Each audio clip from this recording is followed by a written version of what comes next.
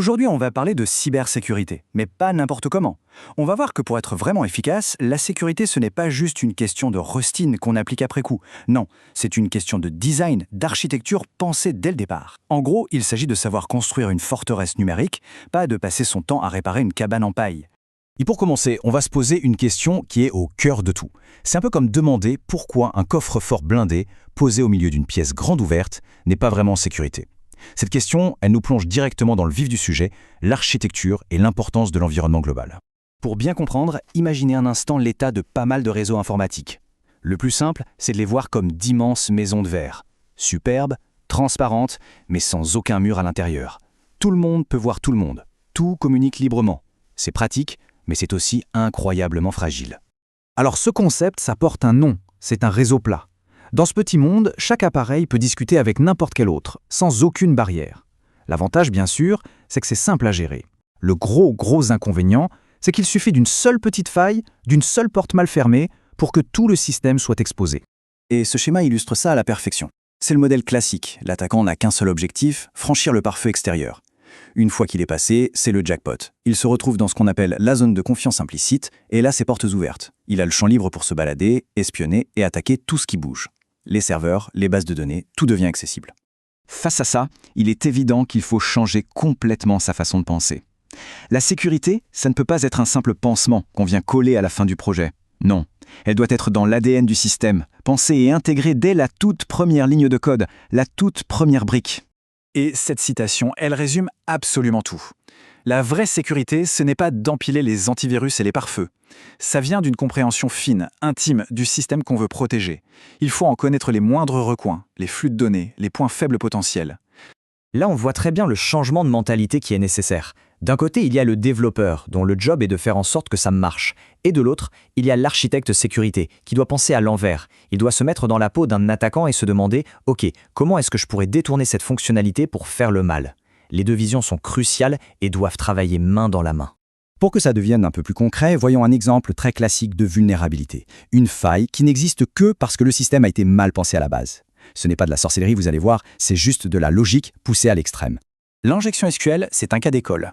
L'application est conçue pour prendre ce que l'utilisateur tape dans un formulaire et le coller dans une requête pour la base de données. L'attaquant, très malin, ne va pas donner son nom. Il va plutôt écrire une petite instruction. Résultat, la base de données ne voit pas des données, mais un ordre, et elle l'exécute. L'attaquant ne force rien, il manipule le système.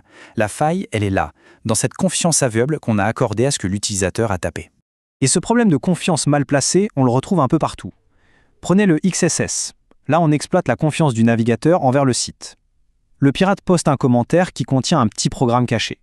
Chaque personne qui lira ce commentaire exécutera le programme sans même s'en rendre compte. Le CSRF, c'est encore plus vicieux. Il exploite la confiance du site web envers le navigateur de l'utilisateur pour lui faire des actions à son insu, comme un virement bancaire par exemple. À chaque fois, la solution est la même. Vérifier, valider et surtout, ne jamais faire confiance par défaut. Bon, maintenant qu'on a bien vu les menaces, revenons à notre architecture. Comment on construit un système qui résiste à tout ça?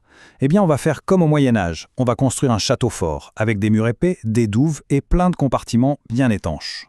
La première chose à faire, c'est la segmentation. On va construire des murs à l'intérieur de notre grande maison de verre. On crée des zones bien isolées les unes des autres. Comme ça, si un pirate arrive à infecter un ordinateur dans la zone bureautique, il sera bloqué et ne pourra pas sauter directement sur les serveurs ultrasensibles. L'idée, c'est que si un feu se déclare dans une pièce, il ne faut pas qu'il embrasse tout le bâtiment. Ensuite, il y a la DMZ, la zone démilitarisée. C'est une sorte de sas de sécurité. On y met tout ce qui doit être visible depuis Internet, comme le site web de l'entreprise.